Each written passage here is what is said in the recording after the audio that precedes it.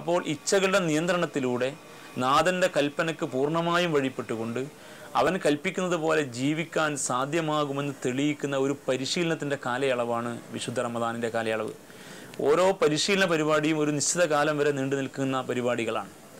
ആ പരിശീലന കാലയളവിൽ നേടിയെടുക്കുന്ന ചൈതന്യവും ഊർജവും സംശീകരിച്ചെടുത്തുകൊണ്ട് പിന്നീടുള്ള കാലഘട്ടങ്ങളിൽ ജീവിക്കുകയാണ് ചെയ്യേണ്ടത്. റമദാൻ അങ്ങനെ ഒരു രീതിയിൽ മനുഷ്യനെ ശുദ്ധീകരിക്കുന്ന, സംസ്കരിക്കുന്ന ഒരു പ്രക്രിയയാണ്. അവൻ്റെ കുഴ തെറ്റിയ ഇസ്ലാമിക ജീവിതത്തെ കുഴയിൽ പുനഃസംവിധാനിക്കുകയും അവന് നഷ്ടപ്പെട്ടു പോയ ഇസ്ലാമിക ബോധം, തമ്പുരാനെക്കുറിച്ചുള്ള ബോധം തിരിച്ചു നൽകുകയും അവൻ്റെ സ്വഭാവ പെരുമാറ്റ രീതികളെ സംസ്കരിക്കുകയും ചെയ്തുകൊണ്ട് നാഥൻ്റെ കൽപ്പനകൾ പാലിച്ച് മുന്നേറുന്ന ഒരു നല്ല വ്യക്തിത്വമായി മണ്ണിൽ ജീവിക്കാൻ അവനെ സഹായിക്കുന്ന ഒരു പരിശീലന പരിപാടിയായിട്ട് റമദാനിനെ നമുക്ക് മനസ്സിലാക്കാം.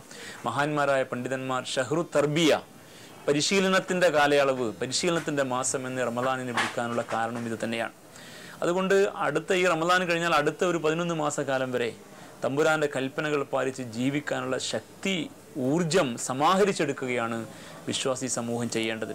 അതിൻ്റെ ഓരോ പത്തുകളും അതിന് പറ്റുന്ന ആരാധനകൾ കൊണ്ട് ക്രമീകരിക്കപ്പെട്ടിരിക്കുന്നു. അതിൻ്റെ രാവും പകലും അത്തരത്തിൽ തന്നെ സംവിധാനിക്കപ്പെട്ടിരിക്കുന്നു. പ്രാർത്ഥനയും ഖുർആൻ പാരായണവും അതുപോലെ തന്നെ തൻ്റെ ജീവിതത്തിൽ സംഭവിച്ചു പോയ വീഴ്ചകൾ തിരുത്തിയും ഉദാരമായി ദാനധർമ്മങ്ങൾ ചെയ്തും വിശ്വാസി തൻ്റെ നാഥൻ്റെ ദാസനാണെന്ന പ്രഖ്യാപനം നിരന്തരമായി നടത്തിക്കൊണ്ടിരിക്കുകയാണ്.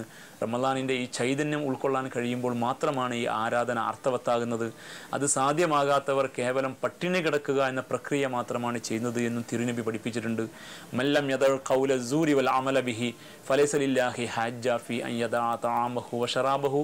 ഒരാൾ ചീത്തയായ വാക്കും പ്രവൃത്തിയും വിചാരവും വികാരവും ഒക്കെ കൈയൊഴിയാൻ തയ്യാറില്ല എങ്കിൽ അദ്ദേഹം ഭക്ഷണ പാനീയങ്ങൾ ഉപേക്ഷിക്കണമെന്ന് അള്ളാഹുവിനൊരു ആവശ്യവുമില്ല എന്ന് റസൂലുള്ളാഹി സ്വല്ലല്ലാഹു അലൈഹി വസല്ലം പഠിപ്പിച്ചിട്ടുണ്ട്.